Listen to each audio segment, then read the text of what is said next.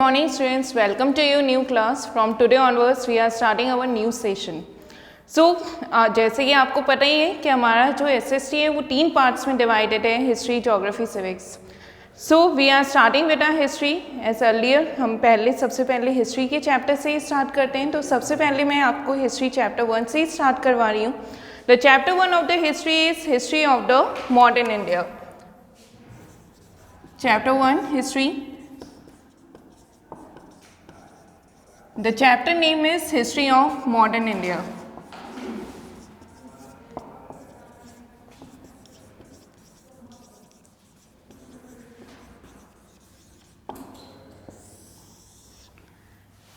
So the history of modern India, what is this means? जो हमारी history है, मैंने जैसे कि आपको पहले भी बताया था 7th क्लास में कि आपकी जो हिस्ट्री है वो आपकी पूरी तरीके से 3 पार्ट्स में डिवाइड रहती है, जिसका हर पार्ट आप हर एक क्लास में पढ़ते हो. तो हमारी हिस्ट्री 3 पार्ट्स हैं. कौन कौन से पार्ट मैंने आपको कहते हैं? एक मैंने आपको बताया था एंशिएंट पीरियड के बारे में, दूसरा मैंने आपको बताया था मिडिवल पीरियड के बारे में, and third one is the modern period. If you remember then I said due कि एंशिएंट पीरियड जो होता है उसके बारे में हमेशा आप क्लास 6 में पढ़ते हो, मिडिवल पीरियड के बारे में आप क्लास 7 में आपने पढ़ा था, और मॉडर्न पीरियड के बारे में क्लास 8 में आप पढ़ोगे. तो फिर मैं एक बार रिकॉल करवा देती हूँ आपको कि एंशिएंट पीरियड में हमने क्या पढ़ा था. एंशिएंट पीरियड में हमने अर्ली मैन के लाइफ्स के बारे में पढ़ा था. उस समय पढ़ा था कि अर्ली मैन कैसे रहते हैं, क्या लाइफस्टाइल वो प्रैक्टिस करते हैं, क्या वो खाते हैं, क्या पहनते हैं, ये सारी चीज़ों के बारे में हमने डिस्कस किया था एंशिएंट पीरियड में. उस समय ऐसा भी था हमारे पास उस टाइम पे, एंशिएंट पीरियड टाइम पे, कि कई सारे हमारे पास रिटन रिकॉर्ड्स नहीं थे हमारे पास. हमने मैन्युस्क्रिप्ट्स इन सब के बारे में पढ़ा था. उसके बाद हमने देखा था कि कुछ चीज़ों को हमने कहीं और से एक्सक्वेटेड चीज़ों को पढ़ा था, रीडिंग की थी, आर्कियोलॉजिस्ट ने उनके बारे में सर्च किया था, तब जाकर हमें उस पीरियड के बारे में इंफॉर्मेशन मिल पाई थी. Now come to the medieval period. इस समय आपने क्लास 7 में पढ़ा था. मेडिवल पीरियड में आपने रूलर्स के बारे में पढ़ा था, किंग्स के बारे में पढ़ा था कि उनकी किंगडम कैसी है, वो कहाँ से, उनके वहाँ के लोग कैसे ऑक्यूपेशन करते हैं, कहाँ से कैसी करेंसी चलती है, कैसे करके वो अपना जो एडमिनिस्ट्रेटिव सिस्टम है उसको पूरा मैनेज करते हैं. तो ये क्लास 7 तक था. आई होप आपको पूरा याद होगा क्लास 6 और क्लास 7 का. Now we are come to the modern period. ये आप क्लास 8 में पढ़ोगे हिस्ट्री में. मॉडर्न पीरियड में आप क्या पढ़ेंगे कि मॉडर्न पीरियड जो होता है, इस समय हमारे पास सारे रिटन रिकॉर्ड्स हैं, सब कुछ हमारे पास. मॉडर्न पीरियड जब से स्टार्ट हो रहे हैं टिल प्रेजेंट हम मॉडर्न पीरियड ही कंसिडर करते हैं. तो मॉडर्न पीरियड के बारे में हम बात करेंगे. यहाँ पे इस चैप्टर में मॉडर्न पीरियड इंडिया की बात करते हैं. इंडिया में मॉडर्न पीरियड कैसे करके आया था, क्या क्या चेंजेस हुए हैं इंडिया में, इन सारी चीज़ों के बारे में हम इस चैप्टर में पढ़ेंगे. तो मॉडर्न पीरियड, सबसे पहले मैं आपको मॉडर्न पीरियड के बारे में पढ़ा देती हूँ.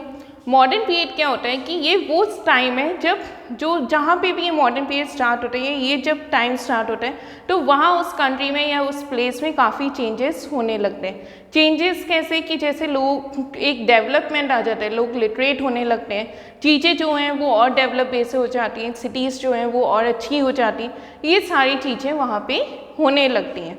जो इंडिया पे मॉडर्न पीरियड है, इंडिया पे मॉडर्न पीरियड 18th सेंचुरी से स्टार्ट हुआ था.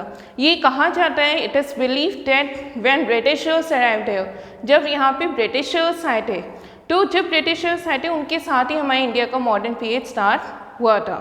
तो वे ऐसे कोई एग्जैक्ट डेट हमें अभी तक नहीं मिली है कि मॉडर्न पीरियड कब स्टार्ट हुआ था. सिर्फ यही माना जाता है जब ब्रिटिशर्स यहाँ पे आए थे तो ब्रिटिशर्स के साथ इंडिया में काफ़ी चेंजेस आए थे. जब ये सारी चेंजेस आए थे तो हमने तभी से मॉडर्न पीरियड कंसिडर किया था, इंडिया में बिगिन हुआ है. तो ये 18th सेंचुरी की बात है जब ब्रिटिशर्स यहाँ पे आए थे और ये चेंजेस स्टार्ट हुए थे. बट अगर हम यूरोप की बात करें तो यूरोप में मॉडर्न पीरियड इंडिया से पहले हुआ था. यूरोप में ये मॉडर्न पीरियड 16th सेंचुरी में स्टार्ट हुआ था. ठीक है, तो let's begin with our chapter. First line, in the previous classes we have read about the ancient and medieval periods of Indian history. तो मैंने अभी आपको कहा आप लास्ट के क्लासेस में अपने एंशिएंट और मेडिवल पीरियड के बारे में पढ़ चुके हो. In this chapter we are going to study the period beginning from 18th century. इस चैप्टर में हम वो पीरियड के बारे में पढ़ेंगे जो 18th सेंचुरी से बिगिन हो रहा है. और मैंने आपको बताया कौन सा पीरियड बिगिन था, मॉडर्न पीरियड. 18th सेंचुरी से हमारे इंडिया में कौन सा पीरियड बिगिन होगा, मॉडर्न पीरियड बिगिन होगा। इसके पहले हमारे इंडिया में मेडिवल पीरियड था और उसके भी पहले टाइम का जो था हमारे पास रिकॉर्ड वो एंशिएंट पीरियड का था। So first topic is divisions in Indian history. मैंने अभी आपको कहा डिविजन्स इंडियन हिस्ट्री में हमारे पास 3 डिविजन्स होते हैं पीरियड के बेसिस में, ancient, medieval and modern period. तो इन तीनों कैटेगरीज के बारे में मैंने आपको बताया। एंशिएंट पीरियड मैं फिर बता दे रही हूँ आपको। एंशिएंट पीरियड आपके अर्ली मैन के बारे में आपने पढ़ा था, डिस्कवरी ऑफ फायर पढ़ा था, जैसे उसमें आपने डिस्कवरी ऑफ व्हील पढ़ी थी आपने उसमें। फिर मेडिवल पीरियड में आपने रूलर्स के बारे में पढ़ा था, किंग्स के बारे में पढ़ा था, कुछ किंगडम्स के बारे में पढ़ा था, जैसे ये चौहान डायनेस्टी, पाल्लव डायनेस्टी, पाला डायनेस्टी, चोला डायनेस्टी, चालुक्य डायनेस्टी, राजपुतरा डायनेस्टी, इन सब के बारे में आपने पढ़ा था। तो ये आपके मेडिवल पीरियड के बारे में हो गया। इसमें आपने सबसे इम्पॉर्टेंट जो था आपने मुगल डायनेस्टी के बारे में पढ़ा था। वो पूरा चैप्टर आपने इस मेडिवल पीरियड में 7th क्लास में कवर किया है। Now we come to the modern period. तो ये 3 पार्ट्स में हमारी जो हिस्ट्री है वो पूरी तरीके से डिवाइड है इंडिया की। Whenever we talk about the history of a country, we divide it into the ancient, medieval and modern periods. जब भी हम हिस्ट्री की बात करते हैं हम हिस्ट्री को 3 पार्ट्स में डिवाइड करते हैं, ancient, medieval and modern period. Over the last 2 years, we have been introduced to the ancient and medieval period of Indian history. हमें लास्ट 2 years से मतलब आपकी 6th क्लास और 7th क्लास में आपको ये दोनों पीरियड के बारे में बहुत ही अच्छे से पढ़ाया जा चुका है। Now we come to the third period. This year we shall learn about the modern period of Indian history. तो इस साल हम मॉडर्न पीरियड के बारे में पढ़ेंगे। This is usually considered to begin with the conquest of India by the British in the 18th century. ये माना जाता है कि ये पीरियड जो है वो कब से स्टार्ट हुआ था, जब ब्रिटिशर्स इंडिया में आए थे। इंडिया पे जब वो आए थे तभी से ये पीरियड जो है वो स्टार्ट हुआ था, extending till India became independent in the year 1947। तो ये पीरियड कब से लगभग जब से इंडिया इंडिपेंडेंट हुआ था तब तक ये जो पीरियड है वो पूरा हमारे पास मॉडर्न पीरियड की कैटेगरी में आ जाता है। The major divisions in Indian history mark how the society, economy, culture and politics of one period differ from that of the previous और द सक्सीडिंग पीरियड्स। यहाँ पे एक वर्ड आ रहा है आपके पास सक्सीडिंग। सक्सीडिंग का मतलब होता है आगे, फॉरवर्ड। जैसे आपने मैथ्स में पढ़ा होगा preceding and succeeding, predecessors, successors, numbers, तो उसी तरीके से सक्सीडिंग पीरियड्स। तो फिर हम यहाँ पे क्या पढ़ रहे हैं कि हम वो ये कहना चाह रहे हैं कि हमें हर पीरियड में हमें देखने को मिलता है कुछ चेंजेस होता है। जैसे ये आप देखते हैं कोई कल्चर चेंज है, कुछ इकनॉमी चेंज है। इकनॉमी का मतलब होता है आपकी फाइनेंशियल चीज़ों के बारे में, कल्चर हो गया आपके ट्रेडिशंस, आपके बिलीव्स के बारे में, सोसाइटी में कुछ चेंजेस होती है। तो आपने अभी पढ़ा कि हर एक पीरियड में कुछ ना कुछ चेंजेस हो जाती हैं, कुछ भी मतलब बहुत चेंजेस हो जाती हैं। जैसे आप देख लोगे अर्ली मैन की लाइफ में उनका जो रहने का तरीका था या उनके समय जो ऑक्यूपेशन या जो भी उनके अर्निंग का लाइफस्टाइल या अर्निंग का तरीका था वो बिल्कुल डिफरेंट था as compare to medieval period. अब हम मेडिवल पीरियड के बारे में बात करते हैं, किंग्स कैसे कर अपनी अर्निंग करते थे, कैसे करके एडमिनिस्ट्रेटिव सिस्टम को मेंटेन करते थे। तो उस कंपेयर में अगर हम मॉडर्न पीरियड के समय की बात करें तो वो बिल्कुल डिफरेंट होता है। तो इस तरीके से मैंने अभी आपको कहा कि सारी चीज़ें जो हैं एक पीरियड से दूसरे पीरियड में डिफरेंस आ जाता है। तो यहाँ पे वही बात वो हमें कह रहे हैं कि the major divisions in Indian history mark how the society मतलब आपकी सोशल एनवायरनमेंट जहाँ पे और सिटीजन्स रह रहे हैं, आपकी नेबरहुड, आपके फैमिली मेम्बर्स, सब, इकनॉमी, फाइनेंशियल कंडीशंस आपकी जो हो गई, मनी मैटर्स, ये सब कुछ, कल्चर जो आपके वहाँ बिलीव्स हैं, जो भी प्रैक्टिसेस हैं आपके घर की, and politics of one period, politics हो गया, लॉ एंड ऑर्डर, आपकी गवर्नमेंट्स, इन सब के हैं, of one period differ from that of previous और द सक्सीडिंग पीरियड। सक्सीडिंग मतलब आगे आने वाले periods. Some historians say that the change from the ancient to the medieval period occurred with the arrival of the Turks in India. ऐसे कुछ historians का मानना है कि एंशियंट से लेकर मेडिवल पीरियड तक का जो चेंज हुआ था वो कब हुआ था, जब यहाँ पे टर्क्स आए थे। टर्क्स कौन थे, आपने 7th क्लास में पढ़ा था। टर्क्स जो थे वो बाहर से इन्वेडर्स थे जो इंडिया पे आए थे और उनका जो ऑब्जेक्टिव था वो ये था कि इंडिया पे वो कंट्रोल कर सकें। तो वो जो लोग जब आए थे तब इंडिया पे मेडिवल पीरियड स्टार्ट हुआ था। जैसे हमने कहा ब्रिटिशर्स आए तो मॉडर्न पीरियड स्टार्ट हुआ, उसी तरीके से कुछ लोग कहते हैं जब टर्क्स आए थे तो मेडिवल पीरियड स्टार्ट हुआ था। The process of setting up an empire brought about profound changes in the way of life of the people. तो फिर एक तरफ से जो भी आते हैं, जैसे ब्रिटिशर्स आ रहे हैं या टर्क्स आ रहे हैं, वो कुछ चेंजेस इंट्रोड्यूस करते हैं, और जब वो चेंजेस हमारी कंट्री में इंट्रोड्यूस होती हैं या किसी भी पार्ट में इंट्रोड्यूस होती हैं, तो वो जो टाइम चल रहा है, जो पीरियड, वो चेंज हो जाता है। ठीक है।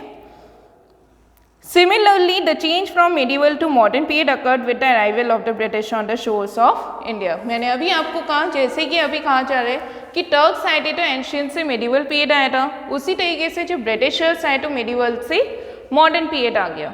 तो जब कोई और, मैंने अभी आपको कहा, कोई और कहीं और से आ रहे हैं, कोई पर्सन्स या कोई ग्रुप ऑफ पीपल, और वो कुछ चेंजेस करते हैं आपके वहाँ, तो उस चेंज से जब पूरी तरीके से वो कंट्री या वो जगह का एनवायरनमेंट चेंज हो रहा है, तो हम कह रहे हैं कि एक पीरियड से दूसरे पीरियड में वो कंट्री एंटर कर रही है। तो यहाँ तक आपको आई होप सब कुछ क्लियर हो गया होगा। मैंने यहाँ तक आपको ये पढ़ाया कि जो हिस्ट्री है मॉडर्न पीरियड की, वो 3 पार्ट्स में आपकी डिवाइड है हिस्ट्री। ये मैंने आपको 7th क्लास में ही पढ़ाया था कि हिस्ट्री जो होती है मॉडर्न पीरियड की, हिस्ट्री जो होती है वो हमारी 3 पार्ट्स में डिवाइड होती है, ancient, medieval, modern. Ancient period के बारे में आपने क्लास 6 में पढ़ा था। एंशिएंट पीरियड के बारे में हमने बहुत ही पुराने समय की बात की थी, जब हम अर्ली मैंस की बात कर रहे थे।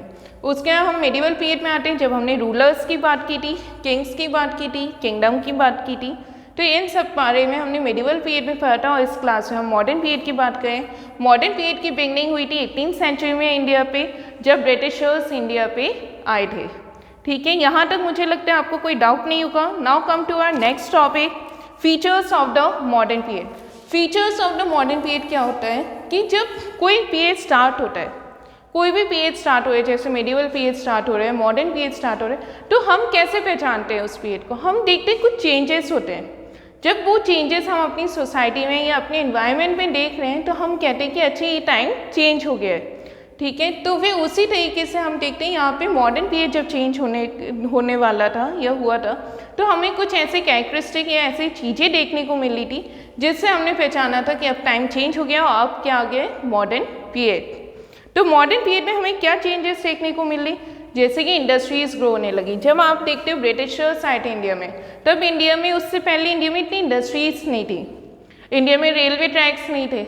जब ब्रिटिशर्स आए उसके बाद क्या हुआ कि इंडिया में इंडस्ट्रीज बनना स्टार्ट हुई, इंडिया में रेलवे ट्रैक्स बनना स्टार्ट हुए, और भी चीज़ें। जो ब्रिटिशर्स थे वो अपने साथ काफ़ी टेक्नोलॉजी लेकर आए थे, क्योंकि ऐसी काफ़ी चीज़ें थी जो इंडिया में नहीं थी। इंडिया में पहले मैनुअल वर्क ज़्यादा होता था, हाथ से काम करना, या फिर मतलब खुद वर्क ज़्यादा करते थे।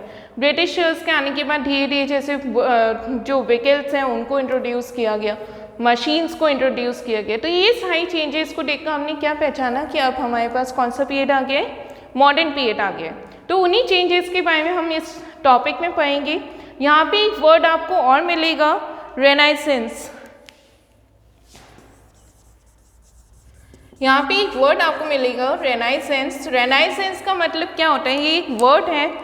इस टर्म का मतलब ये है कि जब किसी चीज़ का चेंज होना या किसी चीज़ को दोबारा से अलग तरीके से प्रेजेंट करना। ठीक है, तो यहाँ पे हम इस टॉपिक को स्टार्ट करते हैं, इस चैप्टर के। The modern period is marked by some specific features of its development. Modern period जो है वो उस पीरियड के कुछ डेवलपमेंट या कुछ फीचर्स से पहचाना जाता है। डीज हैं, उनमें से कौन से फीचर्स होते हैं। हम मॉडर्न पीरियड को पहचानने के लिए क्या क्या चीज़ें देखेंगे। मान लीजिए हम किसी कंट्री को देख रहे हैं, हम किसी कंट्री को कैसे कह सकते हैं कि वो मॉडर्न पीरियड में है या नहीं, उसके लिए हमें कुछ क्राइटेरिया तो यूज़ करने पड़ेंगे।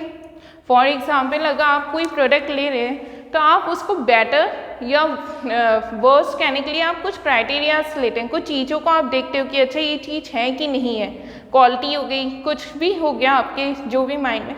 तो उसी तरीके से हम मॉडर्न पीरियड या मेडिवल पीरियड, किस पीरियड में वो कंट्री चल रही है उसके लिए कुछ चीज़ों को देखेंगे। वो फीचर्स, वो क्राइटेरियाज कौन से, हम उसके बारे में डिस्कस करते हैं। These are industrialisation. मैंने अभी आपको कहा जैसे कि इंडस्ट्रियलाइजेशन, इंडस्ट्रीज कितनी हैं, कैसे इंडस्ट्रीज का ग्रोथ होना, ये सारी चीज़ें हमारी मॉडर्न पीरियड में शो होती हैं। टेक्नोलॉजिकल एडवांसमेंट्स, टेक्नोलॉजी का आना, टेक्नोलॉजी कैसे आ रही है, कितनी टेक्नोलॉजी का यूज़ है, किस वे में टेक्नोलॉजी का यूज़ हो रहा है, डेवलपमेंट हो रहे हैं, ये सारी चीज़ें। डिस्कवरीज, क्या क्या डिस्कवरी हो रही है, एक्सप्लोरेशंस, नई नई चीज़ों का एक तरीके से डिस्कवरी होना। Commercial enterprise based on manufacture and trade, trade मतलब होता है बिजनेस, कि बिजनेस और मैन्युफैक्चरिंग दोनों सेक्टर ग्रोथ कर रहे हैं कि नहीं, बिजनेस कितना ज़्यादा हो रहा है। Formation of nation states etcetera. तो यहाँ पे आपको कुछ फीचर्स बताए गए जिससे कि आप मॉडर्न पीरियड को पहचान सकते हो, जैसे कि आपका इंडस्ट्रियलाइजेशन हो गया। उसके बाद हमने आपका पढ़ा टेक्नोलॉजिकल, तो मैंने अभी आपको बताया इंडस्ट्रीज़ का ग्रोथ होना, टेक्नोलॉजी कैसे यूज़ हो रही है, वो चीज़ें हो गई आपकी। उसके साथ आपके जैसे हो गया कमर्शियल, मतलब बिजनेस हो रहा है कि नहीं, कमर्शियल पर्पसेस में चीज़ों को यूज़ किया जा रहा है कि नहीं। जैसे कि आपने कई बार पढ़ा कि ब्रिटिशर्स जो थे वो इंडिया में क्यों आए थे, क्योंकि इंडिया में उन्हें बहुत ही कम रेट में रॉ मटेरियल मिल रहा था। रॉ मटेरियल जो किसी सामान को बनाने के लिए हमें बेसिक प्रोडक्ट्स यूज होते हैं, उसे हम रॉ मटेरियल कहते हैं। तो वो रॉ मटेरियल ब्रिटिशर्स को इंडिया में बहुत ही कम रेट में अवेलेबल था, दैट्स व्हाई ब्रिटिशर्स इंडिया पे आए थे। तो जब वो चीज़ें वो यहाँ से अपनी कंट्री ले जाते थे या फिर वो कहीं और सेल करते थे, तो इसे हम एक तरीके से ट्रेड कहेंगे कि वो यहाँ से चीज़ें कहीं और किसी और कंट्री में पहुँचा रहे हैं, तो यही ट्रेड कहलाता है। तो ये सब चीज़ें जब ग्रो होने लगती हैं किसी कंट्री में, तो हम कहते हैं वहाँ पे क्या हो रहा है, मॉडर्न पीरियड आ रहा है, मॉडर्न पीरियड स्टार्ट हो चुका है। These changes were the result of certain powerful forces that came in time to be recognized as the characteristic features of the modern period.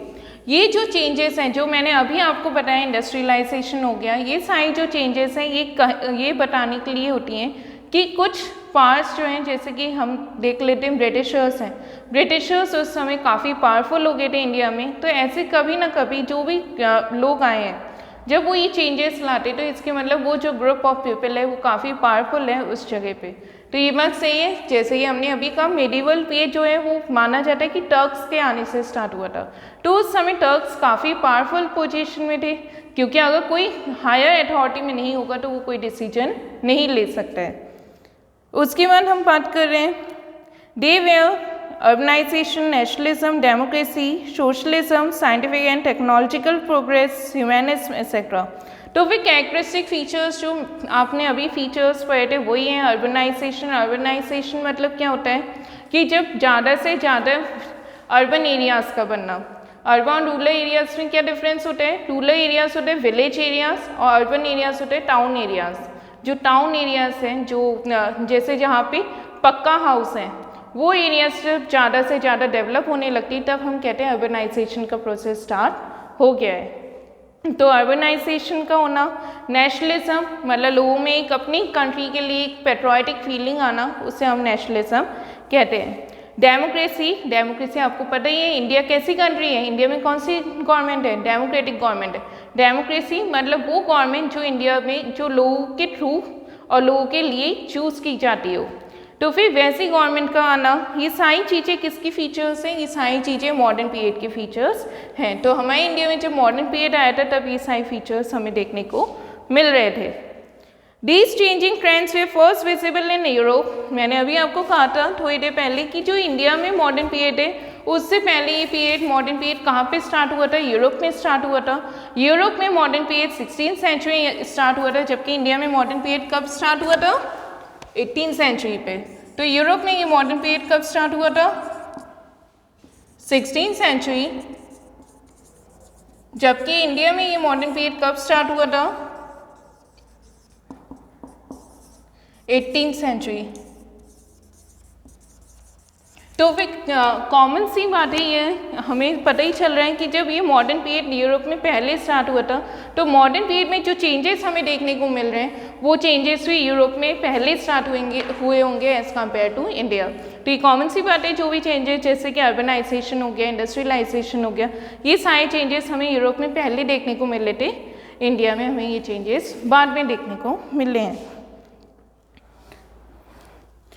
Then in course of time they also registered a significant impact on India। तो ये सारे changes जो Europe में हुए थे ये कहीं ना कहीं इम्पैक्ट इंडिया पे डाल रहे थे। इम्पैक्ट मतलब कुछ ना कुछ असर जो था इनका इंडिया पे भी पड़ रहा था।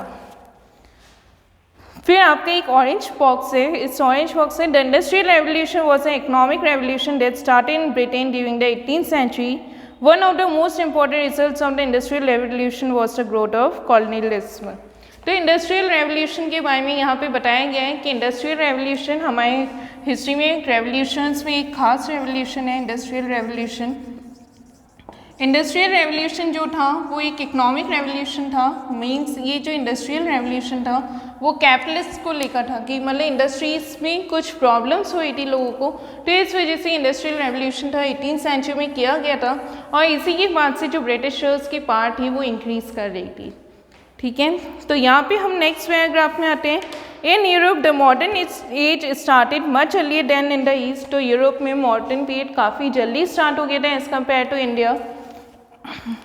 Owing to great reformation, revival and developments which started in the beginning of the 4th century, the modern period in Europe is considered to have started in the early 14th century. ये माना जाता है कई जगह कि जो Europe में कुछ चीज़ें बहुत जल्दी आ गई थी, कुछ चीज़ें चेंजेस जो थे वो बहुत जल्दी हो रहे थे 14th सेंचुरी से। तो 14th सेंचुरी से लगभग यहाँ पे मॉडर्न पीरियड स्टार्ट हो गया था, लेकिन अप्रॉक्सीमेटली स्टार्ट हुआ था। टोटल मॉडर्न पीरियड जो यूरोप में स्टार्ट हुआ था वो 16th सेंचुरी से स्टार्ट हुआ था। It was In the beginning of the 14th century, the modern period in Europe is considered to have started in the early 14th century. It was a period of revival or rebirth. This period is known as the beginning of the age of Renaissance. ये period जो था वो क्या कहा जाता था इस period को, जिस पीरियड में मॉडर्न पीरियड में कुछ चेंजेस होते थे, कुछ चीज़ों को नई तरीके से प्रेजेंट किया जाता था। और इस पीरियड के लिए हमने, इस टाइम के लिए हमने क्या वर्ड यूज़ किया था? रेनाइसेंस। ठीक है, इस वर्ड को हम यूज़ करते हैं जब कोई चेंजेस या कोई चीज़ें नई तरीके से प्रेजेंट की जाती हैं। It was the time of cultural and scientific awaking in Europe. Awaking मतलब होता है किसी चीज़ को हम फिर से उठाना, किसी चीज़ को राइज करना। तो ये चीज़ जो थी यूरोप में कल्चरल हो गई, साइंटिफिक हो गई, इन चीज़ों को फिर से यूरोप में फिर से लाया गया। जो चीज़ें उनके पहले थी उन्हें और बेटर वे से यहाँ पे प्रेजेंट किया जाने लगा। This movement started in Italy which soon spread to entire Europe. ये मूवमेंट जो था वो पहले इटली में स्टार्ट हुआ था, जो कि जल्द से जल्दी पूरी यूरोप में स्प्रेड हो गया था, फैल गया था। द रेनाइसेंस एज विटनेस होता है किसी चीज़ में, आप किसी चीज़ को देख रहे हो तो फिर उसे। The renaissance age witness discovery and explorations of new places, the discovery of sea routes to America, Asia and Africa.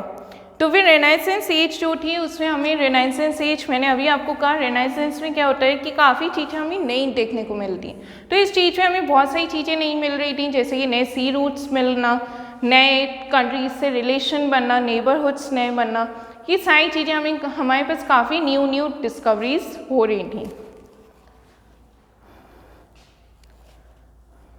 The discovery of sea routes to America, Asia and Africa. तो वे जो सी रूट्स की discovery थी America के लिए हो चाहे Asia के लिए हो चाहे या फिर अफ्रीका के लिए हो चाहे, increase the trade relations among the nation leading to the formation of world economic system. तो फिर कभी भी अगर सी रूट हो, लैंड रूट हो, वो अगर डिस्कवर किया जा रहा है किसी कंट्री के साथ, आप मान लीजिए कि अगर कोई कंट्री है तो फिर इस कंट्री के साथ पहले आप मान लीजिए फॉर एग्जांपल ये दो कंट्रीज हैं, एक कंट्री ए हो गई, एक कंट्री बी हो गई। अब इन दो कंट्रीज़ के, इस कंट्री के बारे में सब लोगों को पता है, बट इस कंट्री के बारे में किसी को नहीं पता है। जब इस कंट्री की डिस्कवरी हुई, अब मान लीजिए जब हम कह रहे हैं रेनाइसेंस पीरियड में नई कंट्रीज़ या नए सी रूट्स को ढूंढा गया, तो इस कंट्री की डिस्कवरी हो गई उस समय। तो अब क्या होगा, जब इस कंट्री की डिस्कवरी, अब यहाँ पे बिजनेस इस कंट्री का इस कंट्री से भी स्टार्ट होगा। तो यही बात यहाँ पे कही जा रही है, जब रेनाइसेंस में नए नए सी रूट्स हो गए, जब डिस्कवर किए जाने लगे, तो इनसे जो ट्रेड रिलेशन था, जो बिजनेस का रिलेशन था, वो बढ़ता गया, क्योंकि आप लोगों के पास ट्रेड करने के लिए दूसरी कंट्रीज से दूसरे ऑप्शंस भी अवेलेबल हो गए थे। इसके बाद आपके पास आता है leading to the formation of world economic system, capital came to play a major role in the economic ventures. This tendency gave birth to industrial revolution later in the 18th century in England. As a result of industrial revolution, capitalism emerged as a basis of economy. It was based on profit making and competition in the market.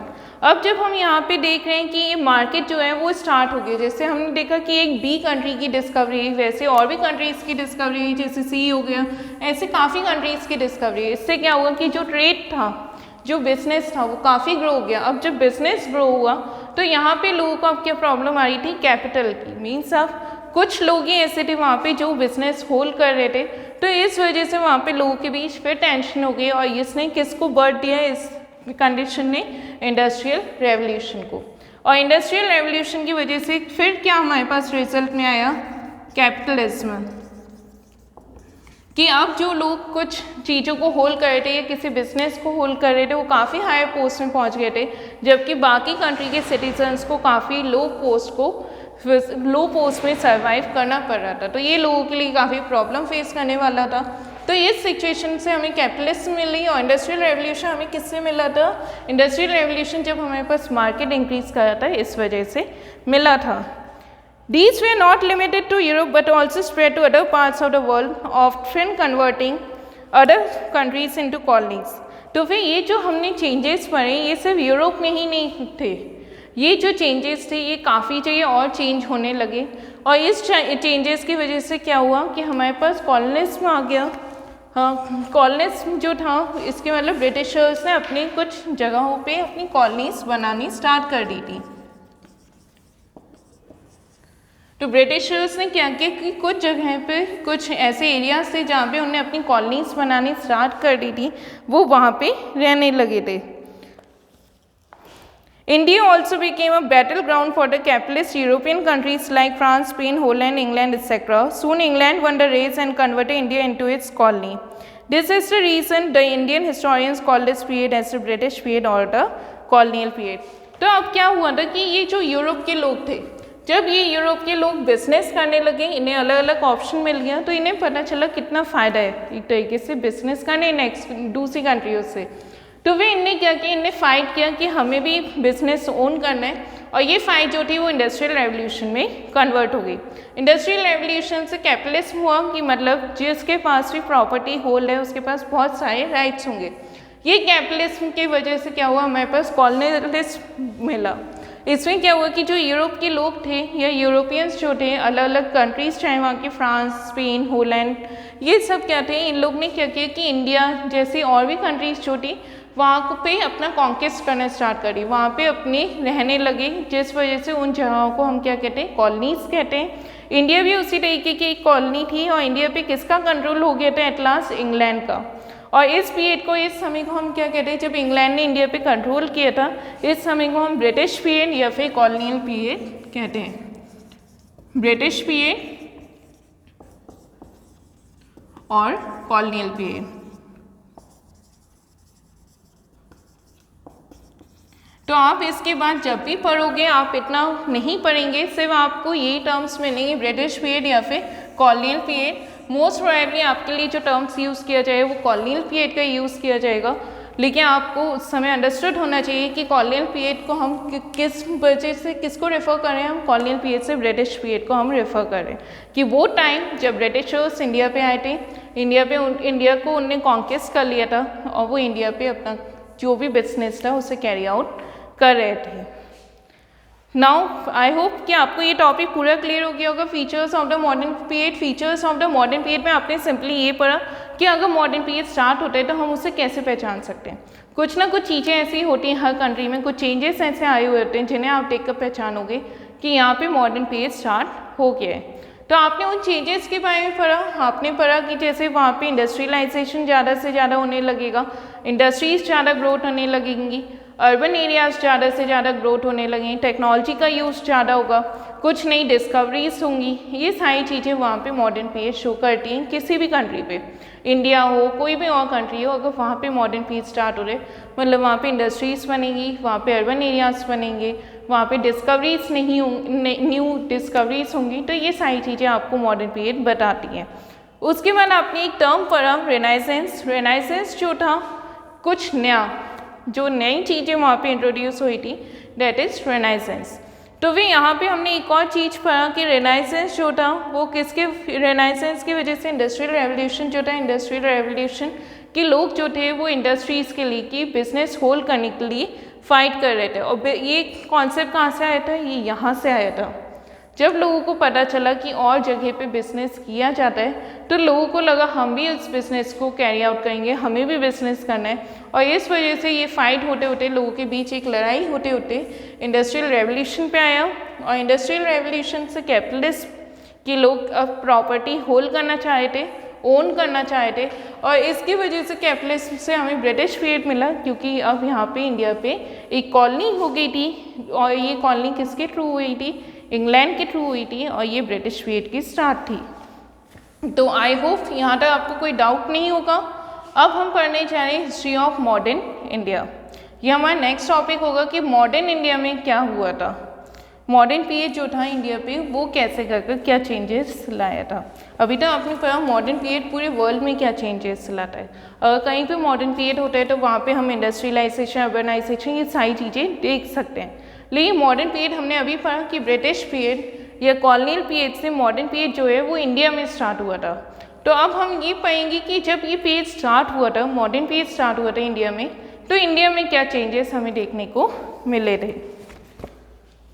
Modern period in India, the end of the medieval period saw the disintegration of the Mughal Empire after the death of Aurangzeb। तो यहाँ पे एक word use है disintegration. Disintegration का मतलब क्या होता है? डिसइंटीग्रेशन का मतलब होता है कि किसी चीज का टूट जाना। जैसे आप इतने वर्ड देखोगे, इंटीग्रेशन का मतलब होता है ज्वाइंट होना। जैसे फॉर एग्जाम्पल आपके पास ये दो ब्लॉक्स हैं, आप जब इन दो ब्लॉक्स को ज्वाइन कर देते हो तो ये आपका इंटीग्रेशन हो गया। बट अगर आप इन दोनों ब्लॉक्स को तोड़ दे रहे हैं, एक ये सिंगल ब्लॉक है, आप इस सिंगल ब्लॉक को ये टू ब्लॉक्स में तोड़ देते हैं, then it is disintegration. Disintegration of Mughal empire मतलब क्या था कि उसके पहले जो मुगल एम्पायर था हमारे पास, वो पूरी तरीके से मुगल एम्पायर एक हम कह लें एबल डायनेस्टी या एबल एम्पायर था। बट क्या हुआ कि जब औरंगजेब मुगल एम्पायर के एक रूलर थे, एक एम्परर थे औरंगजेब, तो जब उनकी डेथ हो गई थी तो औरंगजेब के बाद के जितने रूलर्स थे, जैसे उनके बाद के लेटर मुगल्स कहा जाता था, औरंगजेब के बाद जितने रूलर्स आए थे उन्हें क्या कहा जाता था? लेटर मुगल्स। उन्हें लेटर मुगल्स कहा जाता था। तो जब इनकी डेथ हो गई थी औरंगजेब की, उसके बाद के जितने रूलर्स आए थे या एम्परर्स आए थे, वो इतने एबल नहीं थे या इतने एफिशिएंट नहीं थे। एफिशिएंट मतलब कैपेबल नहीं थे कि वो इस एक डायनेस्टी को रूल कर पाए। तो उस वजह से क्या हुआ कि जब उनके पास एक एफिशिएंट या कैपेबल रूलर नहीं था तो उनका जो एम्पायर था वो पूरी तरीके से टूट गया। और जब वो ये एम्पायर टूटा उसके बाद ब्रिटिशर्स यहाँ पे आए। ब्रिटिशर्स ने इस सिचुएशन का एडवांटेज लिया एंड आफ्टरवर्ड्स हमारे इंडिया पे किसका कंट्रोल आ गया था? ब्रिटिशर्स का। तो आप इसके बारे में आगे पढ़ोगे, औरंगजेब कैसे करके औरंगजेब के बाद के रूलर्स की वजह से ब्रिटिशर्स का अराइवल हुआ। ये आप नेक्स्ट चैप्टर में हिस्ट्री के आप सेकेंड टर्म में पढ़ोगे कि जैसे बहादुर शाह जफर, इन सब के बारे में आप आगे पढ़ेंगे। तो भी यहाँ पे हम पढ़े। फिर उनकी डेथ के बाद, औरंगजेब के डेथ के बाद जो मुगल एम्पायर था वो पूरी तरीके से टूट गया था और मुगल एम्पायर के बाद के रूलर्स नहीं संभाल पाए और उसके बाद ब्रिटिशर्स ने कंट्रोल किया था। औरंगजेब की डेथ जो थी वो 1707 में हुआ था।